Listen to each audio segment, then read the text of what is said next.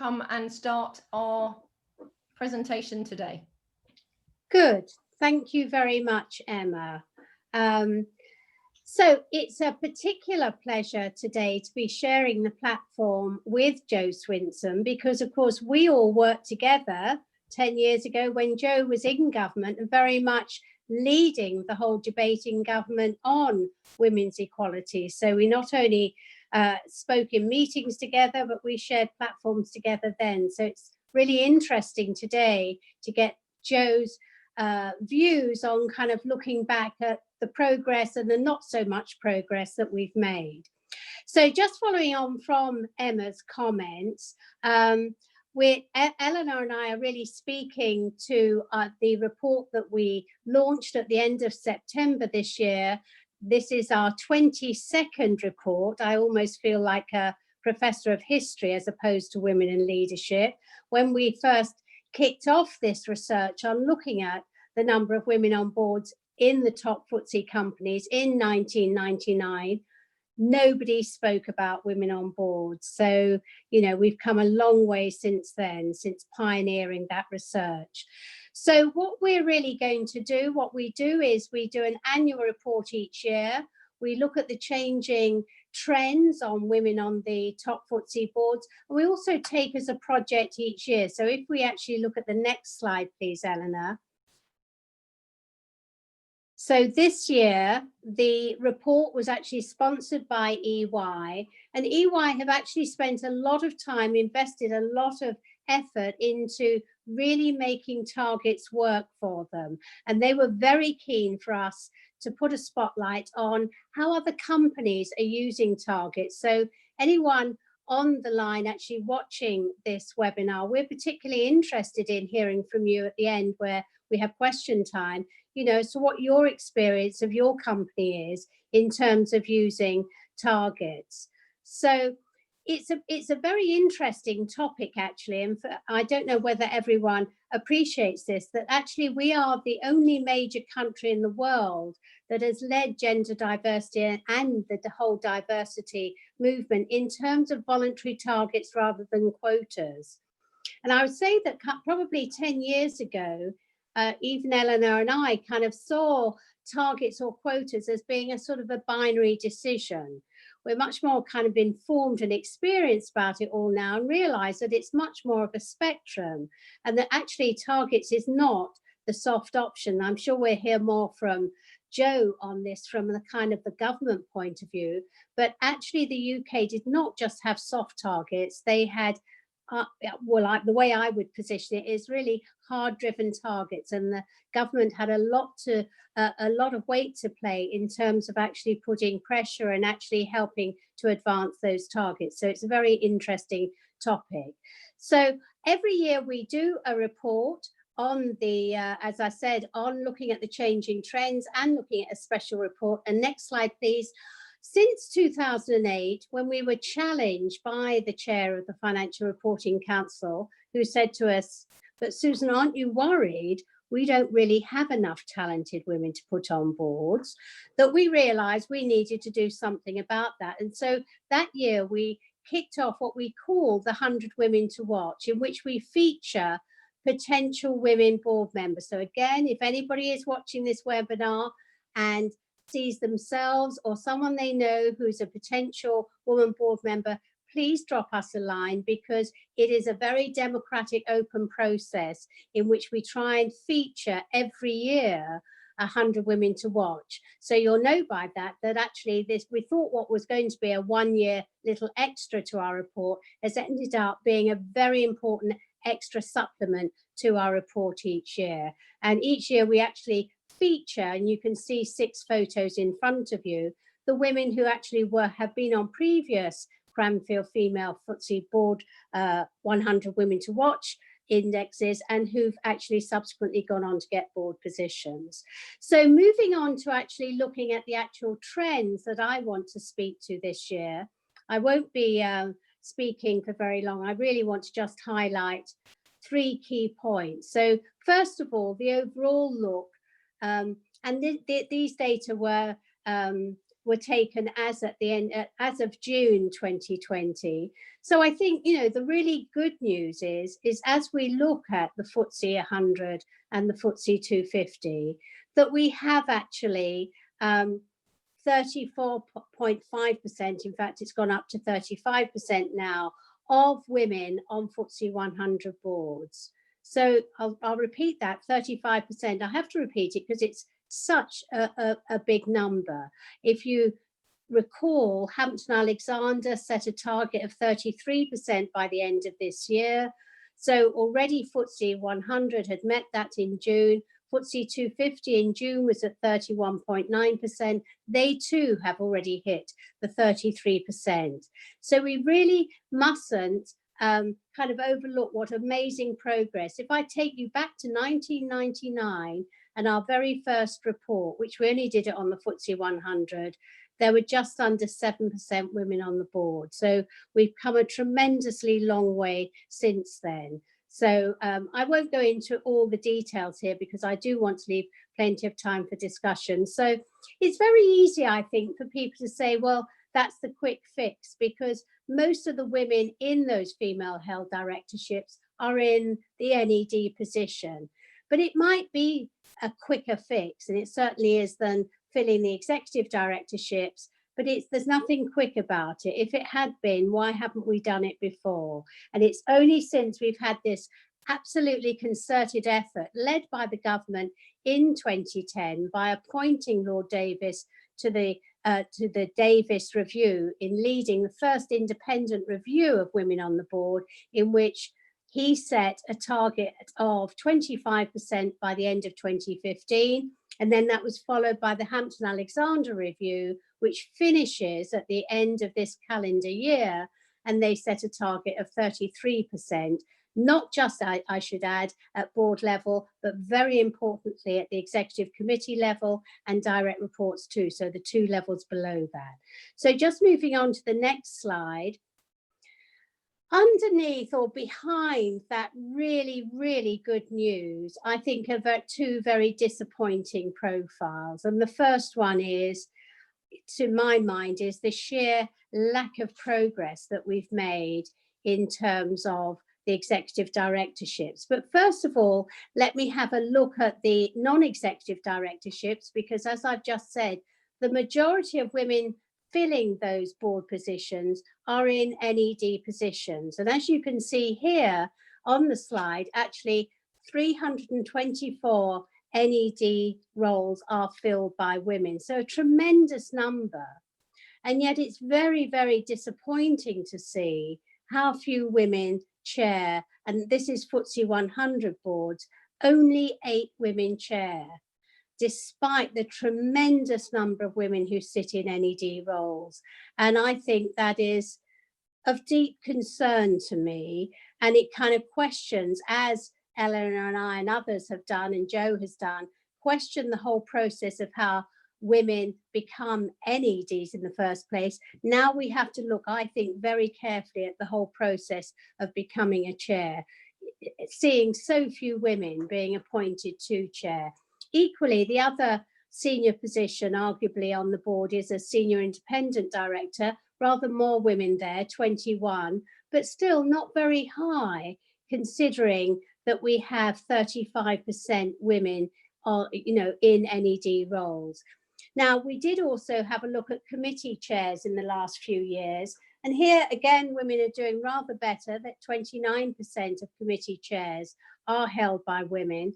But again, disappointing, a slight dip on last year, we were at 31%. And again, still not really being commensurate with the percentage of women who sit on boards.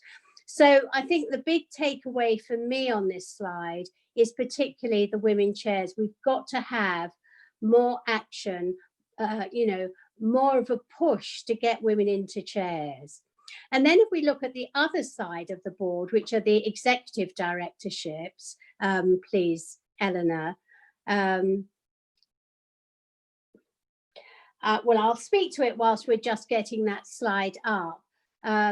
What we see there is really very, very disappointing progress. So you saw just on the last slide, over 300 NEDs filled by women, but we only still have 31 female executive directors across the FTSE 100. So we have around, just to put you in the picture, around about 270 male executive directors. So I think that puts that in real perspective as to how few we have females. We have only, well, in June we had 5 CEOs, as my colleagues have updated me. I think that has gone up to 7.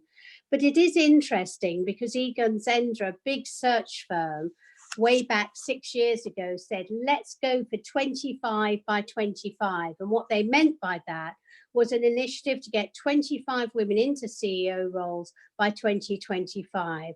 Well, sadly, there were only 5 women that year that they set the initiative, and we haven't made much progress since. So again, for people watching this webinar, why is that? Why don't we see more women going into CEO position? Equally, even CFO or group finance director, we know that lots of women go into finance, and yet disappointingly, you know, we've still got under 20% of those top FTSE companies having women in those roles. So if we move to my last slide that I'm going to just share with you, why is it important to have women in these influential roles, in as chair, in as executive directorships? It's not just in itself it's of great importance, but this year, and we really looked at the relationship between having women on the board and having women in senior leadership roles in the top of the executive pipeline. Because really the big assumption underpinning both the Davis Review and the Hampton-Alexander was that by getting a critical mass of women on the board, that one of the things that we would effect was greater gender diversity below the board, particularly in the executive roles. But actually what we have found through a very kind of complicated analysis, those of you interested in methodology and qualitative comparative analysis, do download our report. Just go to the Cranfield website and you'll get all the details of this particular study. But what this actually showed quite clearly was that actually just having a critical mass of women in NED roles doesn't really have a great impact, or it isn't associated with having a critical mass of women in senior leadership roles, that we also need to have women in influential roles, women as executive directors, women who have interlocking directorships. So I'm going to stop there and actually pause, because we're going to pass over to Jo, who I know will have lots of kind of reactions to these findings so far, sort of doing well on the sheer numbers, but not seeing women in leadership. Does this resonate with you, Jo? Well, yeah, so it does. And first of all, thank you so much for not just your presentation and this year's report, but as you say, 22 years of this. And, you know, I think, first of all, you know, massive credit to Cranfield and to your team for sticking with this research and persevering, even when it wasn't, you know, quite so popular or well received. But I'm intrigued that there's undoubtedly been some significant progress, but that perhaps one of the takeaways is that this is actually harder than many people expect. I'm reminded of a conversation that I had, I think 4 or 5 years ago, with a chief exec of a very large FTSE company, and I was really struck. He was very committed to gender equality, and he said, you know, we're going to have this sorted within 5 years. We just need to have the will, and we set the targets, and we're going to do it. And I remember at the time I sort of challenged him a bit, and you know, and said, well, are you really sure it's that straightforward? This isn't like, you know, sorting out the efficiency of a particular production process or something. This is actually rooted in structural sexism of society. It's not straightforward. And of course, I looked up the details for that company just before I came on, and I wouldn't say which one it is, but you know, the board has got 30% women. All of those 3 women are in non-exec roles, and if you go down to the exec committee, it's 3 women out of 11. So it's obviously still a far way from equality, and I just think that is one of the things that often people look at this and they think it's something that's quite straightforward. And in a sense, with the non-exec roles, you can actually, you know, quite rapidly get more people into those roles. But when it comes to those executive positions, what you're basically having to do is tackle on a wide range of fronts problems that exist in wider society about the role of men and women and their domestic share of caring responsibilities, about flexibility in the workplace, about sexual harassment and macho cultures within the workplace, and about all of those sort of assumptions that we make about men and women and how competent or ambitious they are, all of which is very hardwired. So, you know, we should be doing all of that. It's perhaps not surprising that therefore it takes a long time. But I suppose my question to you, Sue, is do you think that there's a general awareness amongst the people that you speak to when you're producing the report of quite how deep the change actually needs to be if we're going to see the results that we want, which is equality? Yeah, that's it. That's a good question, Jo. I mean, of course, I think at the time, I mean, you were part of government, so you can say if I haven't got this right. I mean, at the end of 2015, we had the women on board, and it was evident then that the women were just being appointed to NED, which was precisely why when the government set up Hampton Alexandra, it was set up with a slightly different brief, and it was set up with a brief of not only extending the percentage of women on the board, but let's really focus on the pipeline. And it is deeply disappointing that I think we have got more women on the executive committees, particularly of the FTSE 100, but we really haven't made many inroads on the executive directors. I wanted to pass on to you a comment that Lord Davis said to me when I was on the Davis committee, which I thought was very interesting. And he said, the trouble with you women, Susan, is that you like to specialize. You like to be in a very kind of narrow, deep area of expertise. And if you move companies, you move to your area of expertise. You don't move out of it. Now, of course, if that were true, that could be one of the explanations as to why we don't see women in CEO positions. How do you react to that? Well, I mean, I would agree that that is one of the reasons, but I think it's kind of where's the cause and where's the effect. So I'm reminded about someone I spoke to when I was researching my book, who told me that, you know, working in a major international oil company, there was, you know, 3 key criteria that were really needed if you were going to massively succeed in promotion and you know, getting towards high senior exec roles, and that was to have had P&L responsibility, to have had a senior role in HQ, like with close proximity to somebody who was very senior, so maybe being their kind of chief of staff or in some form, and also to do an international posting. And you know, in an international company, you can understand that. But she also told me about how there would be conversations about, you know, a role coming up overseas, and people would go, well, you know, I won't suggest that to Jane because that's quite a dangerous place, or you know, she's got a family, she won't want to move there. So they wouldn't even like give Jane, mythical Jane, the opportunity of asking them, you know, her, would she like to go to this international role? So you sort of had women being, you know, assumed to be selected out of some of the roles and opportunities that they might then need. And I think the other thing that is this sort of specialism, I think we can fall into a kind of false sense of security of thinking that the way in which a man gets viewed in the world and gets received in the workplace is the same as the way that a woman does. And I think one of the reasons why women specialize more is that they have to prove again and again and again that they can do something. They don't walk into an interview and show their capabilities and get judged on the same basis that a man does. And there's lots of research that shows this. They walk in and they have to show that they have done that particular thing, and then they have to prove that they can do it again. And I mean, I always knew this, you know, in politics it was kind of different but the same. If I was going on question time, I would get a really detailed briefing because I knew I would be asked more detailed questions. I needed the answers, you know, 2 and 3 layers below, whereas my male colleagues could just wing it a bit more.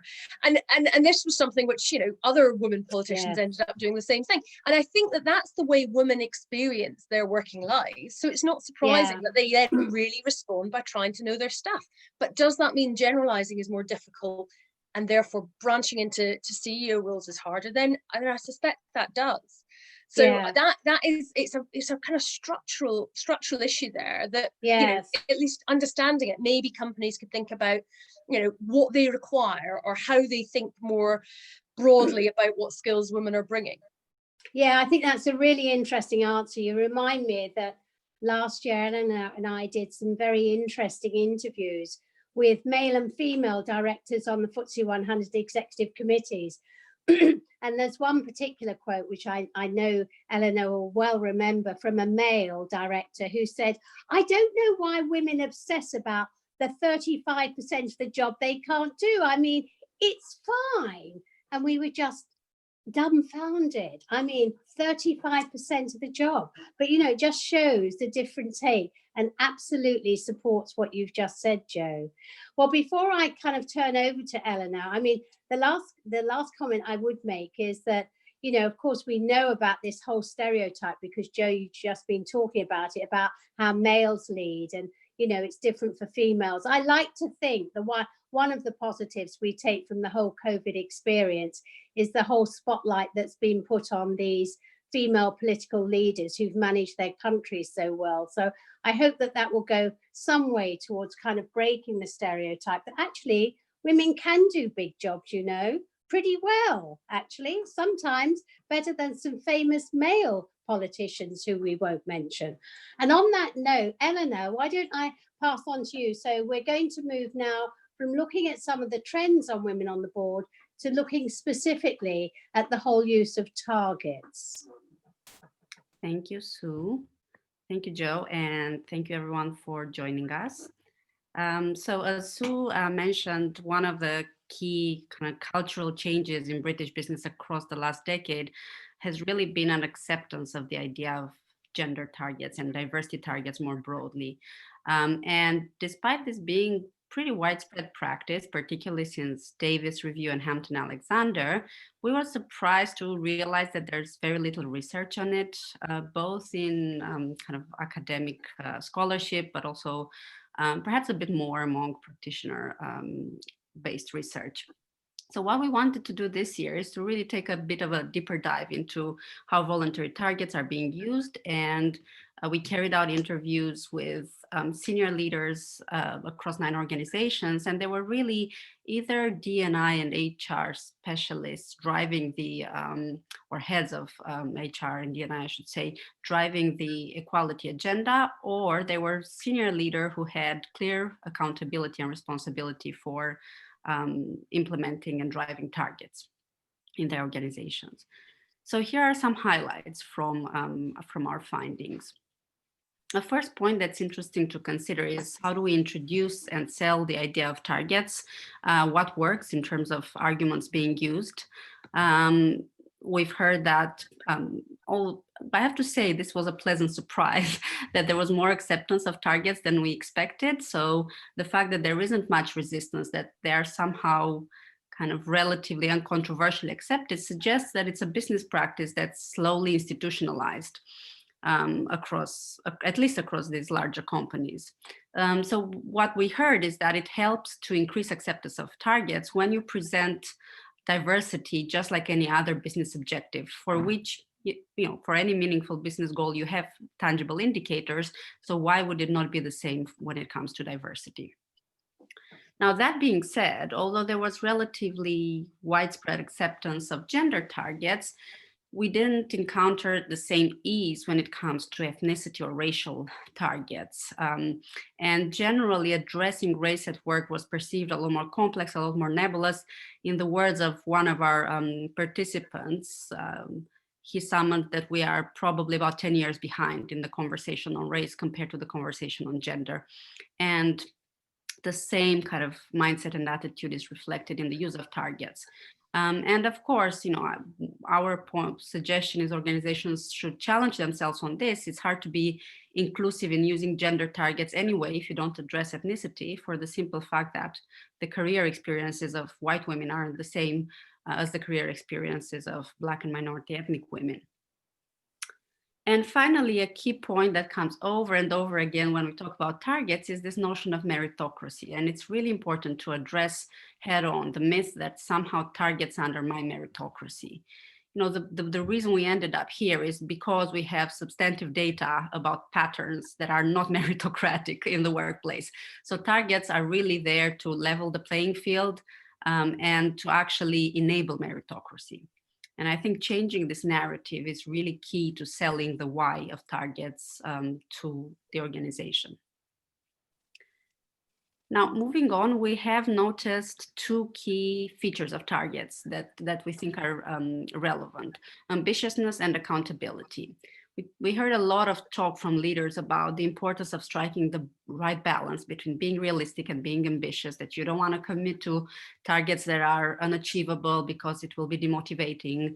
And whilst that might well be the case, and there's an argument for that, there's also some research to suggest that actually the more ambitious your targets are, the more you will achieve. And actually some participants were of the view that you don't necessarily have to fully meet the target as long as the target mobilizes, propels the organization into action, and that actually more ambitious targets are more likely to do so. So it's perhaps worth kind of appreciating a bit more the value of slightly stretching targets.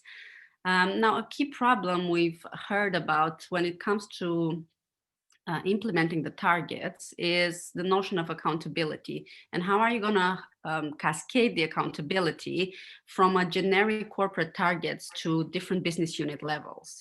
Who is actually in charge of achieving that 30-40% women in senior leadership, or that 20% ethnic minority representation? I think that's still quite a controversial issue, and it's useful to try and articulate accountability across different levels of the organization. And finally, when it comes to hardwiring this accountability, we've seen companies being very keen to do that, but very uneasy about how to go about it. So very few organizations hardwired accountability by linking it to leadership performance.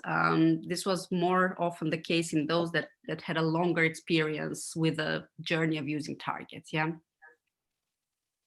Now, a key question that comes up when we talk about gender targets is, yes, okay, but do they create culture change? We don't need numbers, we need culture change. So our interviews suggest that, yes, they do create culture change. They may not be the only driver or the only feature of an inclusive culture, but they certainly enable us to move towards that. And what we noticed that Target did is to foster a more data-driven approach to people decision. So really bringing more sophisticated diversity metrics on the table. We found that having targets actually forced organizations to scrutinize bias across a variety of talent management processes. Our report contains numerous examples of kind of micro interventions at recruitment and selection level, performance appraisal, talent management, succession planning. It does translate into tangible practice. And importantly, targets work meaningfully when they actually expand the focus from senior levels down to lower levels. And I think that's a really critical point. For instance, some organizations apply the principle of proportionality in decision-making, this notion that promotions at any level ought to really reflect the pipelines of talent available. So if you have 30% women at some level, the next one shouldn't have just 15% women being promoted. It really should make you ask hard questions if that's the case. So ultimately, the value of targets is really to force organizations to ask themselves how they should develop, attract, and retain talent at kind of junior and mid-career levels, so they reach the gender balance they are seeking at senior leadership level in 5 or 10 years down the line. And I think that's when they really work meaningfully, when you're starting to look across all levels. Now, a last theme that came up is inevitably the impact of COVID-19 on these commitments around gender targets and ethnicity targets and the broader D&I agenda. And I suppose there was a sense of optimism that this is giving us an opportunity to rethink the future of work, to really scrutinize some of the entrenched assumptions about having to be in the office 5 days a week, 9 to 5, about flexible working and presenteeism. But what's clearly also been shared, and there's wider data about this already, that this flexible working and the lockdown experience has been highly gendered, that women's careers have been under strain during lockdown for a variety of reasons, because women's jobs have been more often threatened. So job losses is one aspect, but also the disproportionate share of caring responsibilities and domestic responsibilities that women had to shoulder throughout this lockdown has certainly affected their careers and their work experience. So whilst we saw optimism about the use of targets, we felt that there's also a need to address proactively the long-term effects of the pandemic on the pipeline of female talent, because really you can't assume you're going to go upward on an upward trajectory if your pipeline of female talent is basically being dried up due to the effects of the pandemic. Now, to just close with a few remarks, there's clearly encouraging progress, as Sue has noticed, but if we were to focus on the work ahead that remains, it's critical to have women in influential roles, both board level roles, those kind of glass ceilings within glass ceilings, and executive positions. Targets are really promising tools when it comes to creating culture change.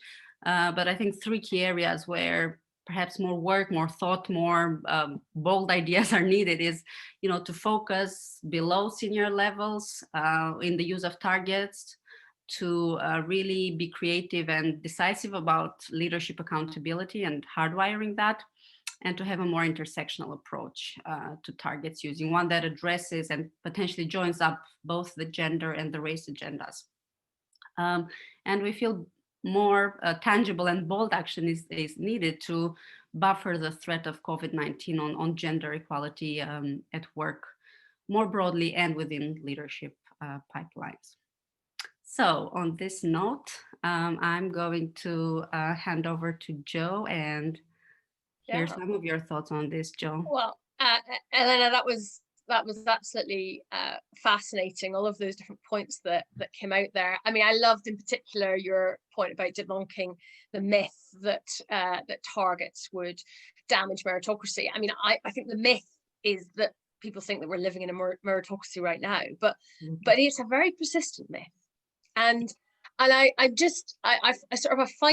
find this a really interesting kind of psychological element, and I think this is so bound up in privilege and in power, that if people who are currently in those positions, accept that it isn't meritocratic, that's personally challenging to them and to their own position. And I'm just interested in your conversations about the targets and the level of ambition, because my hypothesis is that it's actually easier to get from 0 to 25% than from 25 to 50, because people can sort of look around and go, oh my goodness, there's no woman, or hopefully look around and we're all white, that's a problem, rather than accepting that those things are okay. Although interested what you said about the conversation on race being somewhat behind. But yeah, there's one thing about, going, okay, well, maybe we should have a bit of a smattering of some difference in the room, but that's not really giving up power. That's not really challenging. And that's not really necessarily requiring any real change. But when you start to have the kind of target that is ambitious to the benchmark we ought to be aiming at, which is equality, that it's fundamentally different. A business that has 50% women and properly reflects the society and community that it operates within, then, for example, white men, if that was the UK, would be, 42% of those leadership roles. And if you, narrowed it down to white men who'd had, very privileged background and private education and so on, you know, you'd be talking a tiny percentage. Yet that's very different to how that spread is currently. So I'm just interested from your conversations, that kind of reticence about really aiming at where we should be going versus saying, well, let's just try and do a bit better than where we are. How do you see that being driven? Yeah, it's a fascinating point, and really it's one that that comes up often. So just to put things into context, in a way, if we think why we ended up with a target of 25% first time around with Davis and 33 with Hampton Alexander, there's a lot of evidence in management research about the impact of a critical mass of women. Yeah, so we wanted to move from tokenism to having a critical mass where, if you have 3 women on the board rather than 1, then suddenly, hopefully, they don't have to represent all the gender across humanity. Yeah, so it's hopefully also adding more diversity of thought, because you have this critical mass and a variety of kind of beneficial group level processes that really help you leverage the benefits of diversity. Now, we seem to be in a space where we've accepted the importance of a critical mass, but if you bring up the idea of, well, why not 50%? Because that's really equality. I think this is the next challenge. I don't think that idea is accepted. Just like 10 years ago, the notion of a critical mass was still not quite kind of institutionalized or accepted in the culture. So I actually think that, there's a sense, and people won't say it publicly much, but I have heard it from pretty influential people in the field, that this notion that, well, isn't it enough? Like, why do we have to now move from 33? Kind of, why can't you just be happy with this? And so it's really interesting, because the anchoring point is really kind of how bad the starting point was. If you think about it, step back and, I'm raising a daughter, and the idea of telling her, well, 30% is just fine, you got to be happy with this in life. It's hard to understand, I think, even for a child, really, and to accept. So I think we do need to kind of be bold in tackling that subtle barrier there. I don't think there's still an acceptance that, the next step now should be moving to 45 and 50%, even among those. Although we have seen some companies increase, their ambitions and all that. But if you're thinking about the FTSE 350, we're not talking about the 10, 15 pioneers that are really aiming for 40, 50%.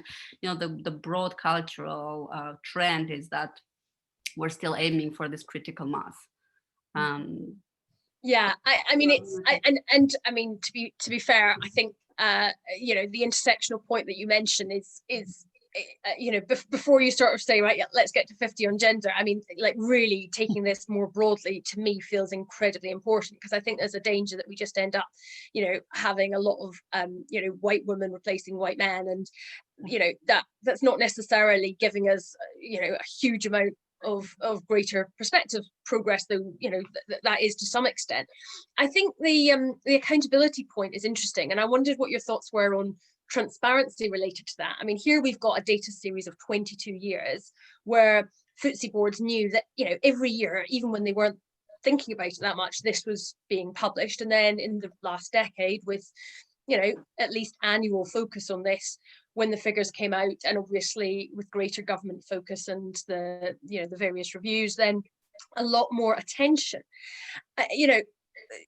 How can we drive that transparency? And I mean, I'm in my mind is also the gender pay gap reporting, which was the last thing I managed to do when I was in government, and obviously has a wider reach because it goes far beyond the FTSE 350, and again has prompted many of those conversations in companies saying, well, it's fine, we don't have a problem, because men and women are paid, there's a pay gap, that's just because there's more men at senior levels of the organization. It's not because men and women are paid differently for doing the same job, so it's okay. And you're like, no, it is a problem that there's more men than women at senior levels of your organization, and that's kind of the point of publishing the data. But that's still, very early in its publication, and yet the government's already said this year, it didn't need to be done. There's, concerns that some within government are trying to sort of scrap that. So how do we use transparency so that it's not just internal accountability, but there's a wider public kind of holding to account of these business leaders? Yeah, that's an interesting point. And I think placing it in the broader context of, we're looking at UK corporate governance that's very much comply or explain. We don't really have many other enforcement mechanisms. The legislative framework for gender equality, not just at board level and kind of gender equality at work, but broadly speaking at societal level, are pretty weak compared to Nordic countries or other European countries even. So I think, if we're leveraging on what works in this context, there's got to be more transparency and more accountability at that organizational level, because it seems that only kind of business-led initiative practices and approaches work or are legitimate in this context.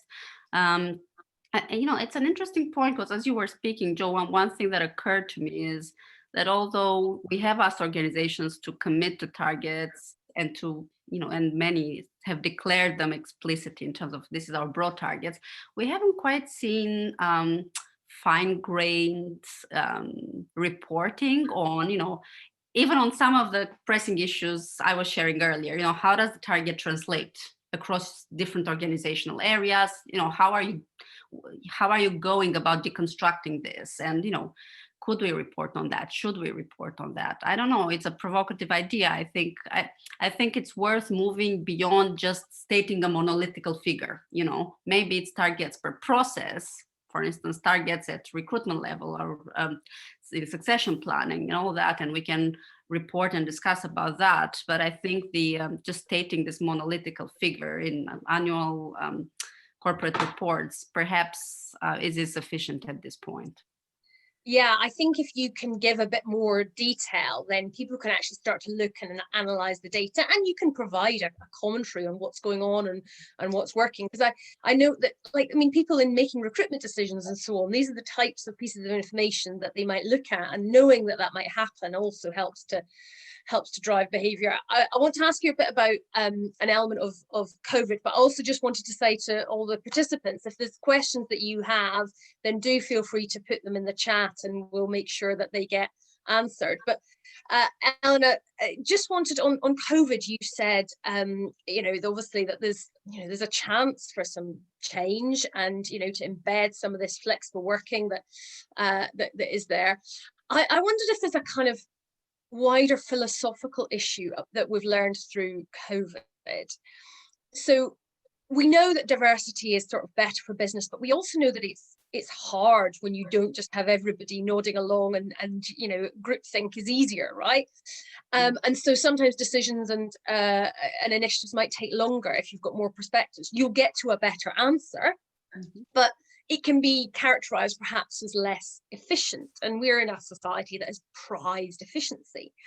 But perhaps with COVID, resilience is starting to look a little bit more important. It might be more efficient to not have stockpiles of personal protective equipment, but it might be quite a good idea for resilience to have that. So if we kind of reshape what the driving factors are and we move more towards resilience, does that case for diverse perspectives become even stronger?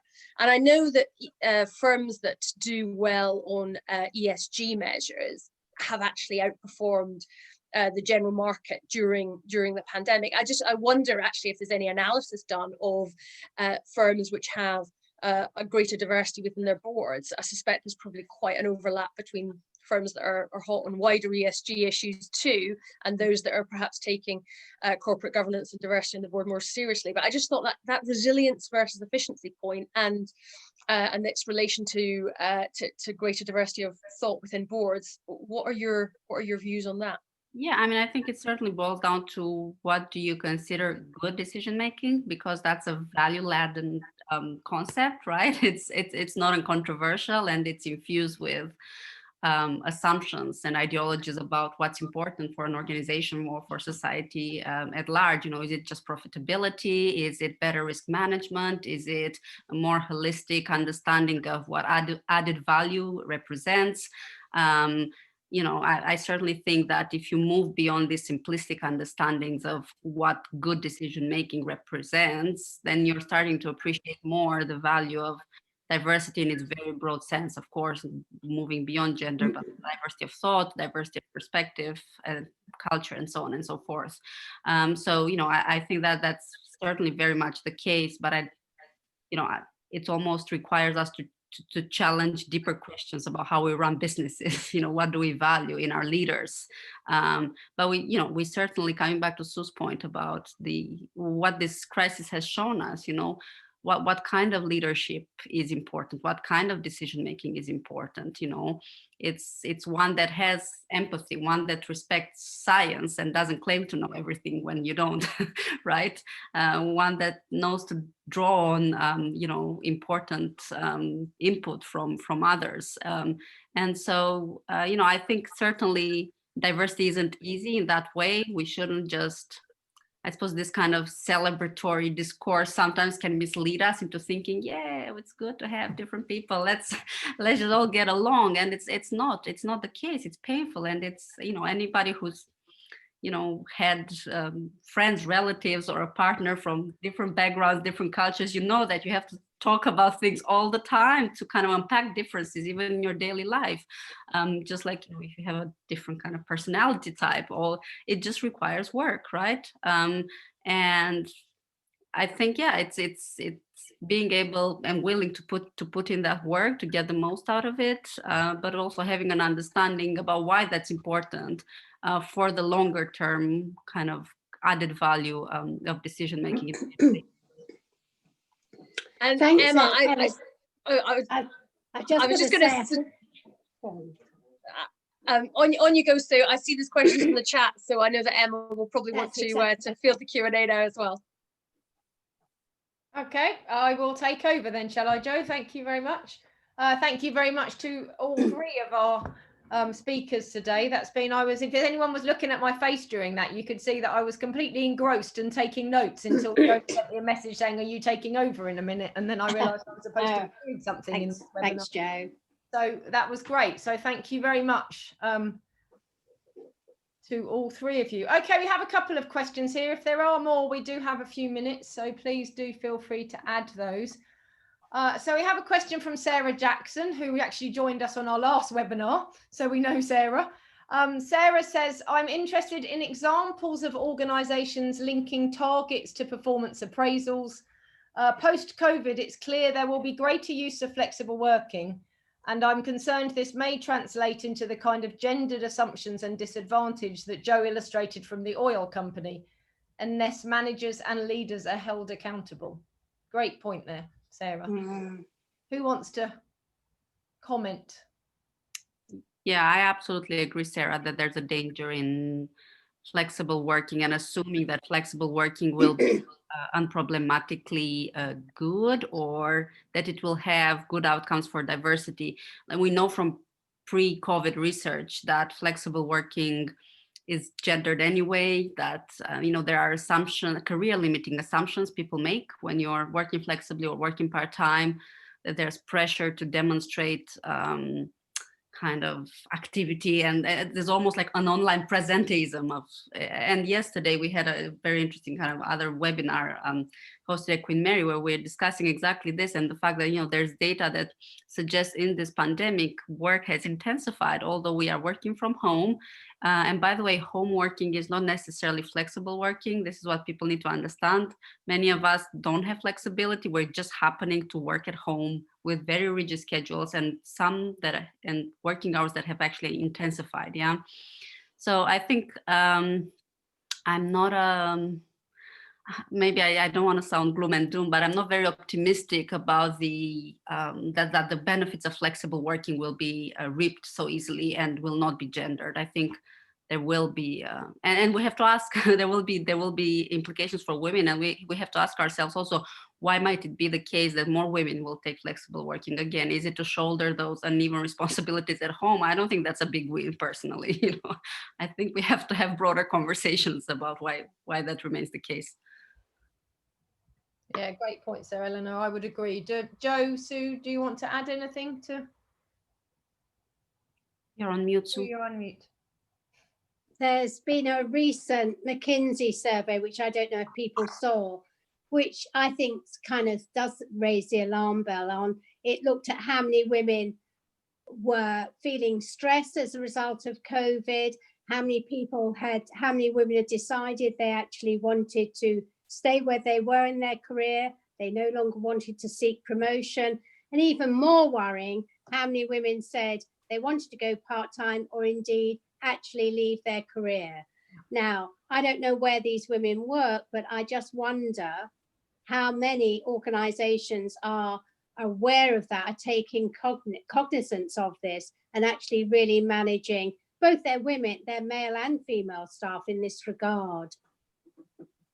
So it's just a thought. Okay, thanks, Sue.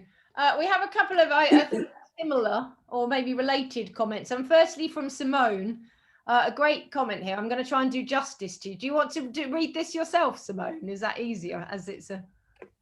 Yeah, I don't mind. I'm worried about doing it justice. I was just hearing what you're saying as reflecting a conversation. I work for a charity, but we've got a number of trustees, some of our trustees from the financial sector. And I had a conversation with a male trustee who's actually really trying to engage in the diversity inclusion. You know, he's not someone who's trying to work against it. He's trying to engage with it and understands its value and understands so I see something that's more than just a kind of a superficial recognition of the agenda. But even speaking to him, he used to be a CFO, he used to be an MD, he's now a coach and works on a consultancy basis. So he coaches quite a lot of people in the sector, and they're saying to him at the moment, they're applying for CFO roles and they're not being given a look in. The feedback they are getting is you're not a diverse candidate, we can't even consider you. Now, this is probably an element of we're going through recruitment agencies as well, because I don't think that's particularly good feedback. But you know, so he is seeing, kind of trying to stay away from the targets thing, feeling very uncomfortable about the targets. And so this debunking the myth about meritocracy, it's not it's not something we'll ever get cracked. And I'm seeing actually a force of actually that it's actually going the wrong way, because this is now, because the things are being taken more seriously, there is a greater intention of looking beyond kind of the normal skill set and a normal kind of white male candidate, that it is feeling very uncomfortable for people. And he is in a position, or a trustee, his colleagues who are seeing the same thing are in that position of being on the boards, being chair on boards.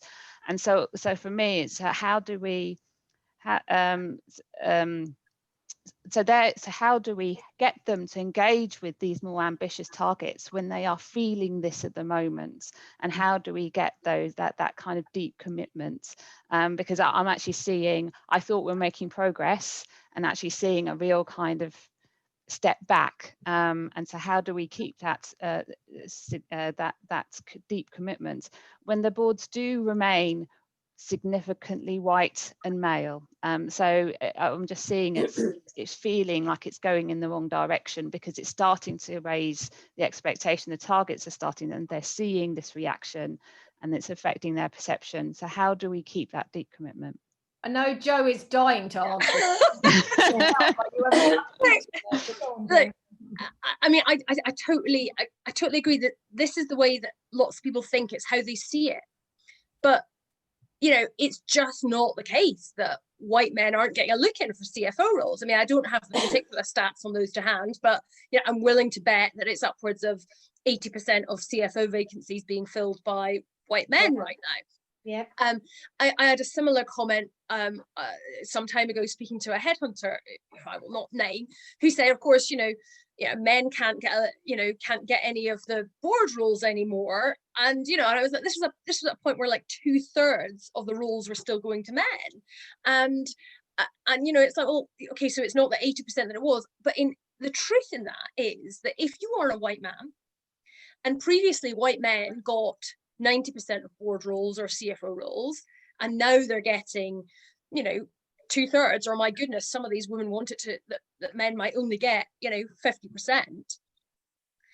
Actually, that is a reduction in your privilege and in your chances. Now, it's not a reduction compared to, what other people are facing, but it's experience like that. And I think also because of the intersectionality, right? You've got the race, you've got class, particularly in this country, you've got income, you've got educational background, you've got age, disability. There's plenty of people who enjoy some privilege because of some characteristics, and also who really can quite genuinely feel that there's a lot of things stacked against them. And I think that does create this tension. I don't think there's a way around it, but I also think we do have to point out some of those facts, because this is about power, and power, if it does remain concentrated within that small group, we will not solve these issues. And you can't entirely do this, gently and smoothly, and you can get part of the way, but some of this actually is just some quite tough conversations. Yeah, if I can just add a quick point to that, it's just to say that's why I think we really need the white male chairs, the white male CEOs to lead this, because they are in that position, Simone. It's much more difficult for us as women to argue that. You're absolutely right. And I think it is being championed by white males has really kind of driven this along. We do have a very similar question that I was just going to throw into the mix. I guess the answer may be similar from Emma, which is just saying that she hears senior leaders regularly share that if they start adding numbers or targets, that they'll be discriminating against everyone that's already employed in the organisation.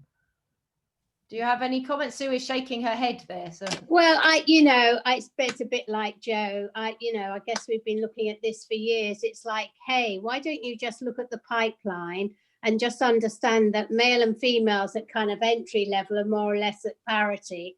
And isn't it interesting that, up to a few years ago, and what still is the case for executive directors, 90% of our executive directors and people, at the top are male. How was that? How did that happen? Did they just make some poor decisions on the women? And were the men really, they are so good, it just, it's really difficult to understand that. I think they have to look at it, turn the experience on its head, really. Yeah, and I think if we just reframe a little bit the targets and why we're using them by actually making explicit the problem we're trying to address, it's not about, we're not plucking targets out of thin air. It's really generally to reflect talent that gradually get underrepresented as you go upwards in the organizational ranks. So really, it's about talking of, how can we fix this, the loss of talent, so we're introducing targets to fix a loss of talent. And it's not just for the sake of it. So, if you focus on the problem being addressed rather than just the target and whatever its value is, I think it's more productive because it makes people understand the causes as well. Okay, thank you all. We are out of time, which always seems to be the case in these things. I think we could go on talking forever. So thank you again to the three of you. Just to say before we go, so just first of all to say a big thank you to Elena, Sue and to Joe. It's been a fascinating webinar. For those of you that we haven't got to your comments and questions, of course, Joe, Sue and Elena can see your comments, which is why I've kind of not repeated the comments, so they will have had those. If you do have anything that you want to share, then do feel free to get in touch with me or with the Changing World of Work group. And just finally, my normal end of webinar trailer, I guess, for our next webinar, because this is part of a series. We have a webinar from the Changing World of Work group about once a month. So our next one, which is in January 2021, believe it or not, is on a different topic again, which is all about global work, beyond COVID-19, prospects for global work. And that will be led by another colleague from the Changing World of Work group, Professor Michael Dickman, along with his colleagues, David Enser from Res Forum and Benjamin Bader.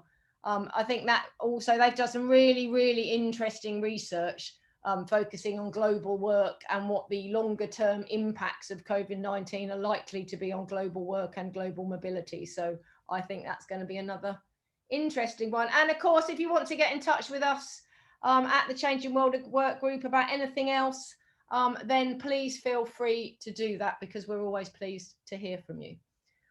So on that note, I would just say thank you again to our 3 speakers, and thank you to all of you for coming along and attending. It's great to see you all. And hopefully we'll see you again at a future event, and have a happy Christmas and a happy New Year. I'm sure we're all quite pleased to get to the end of this one. So have a great festive season.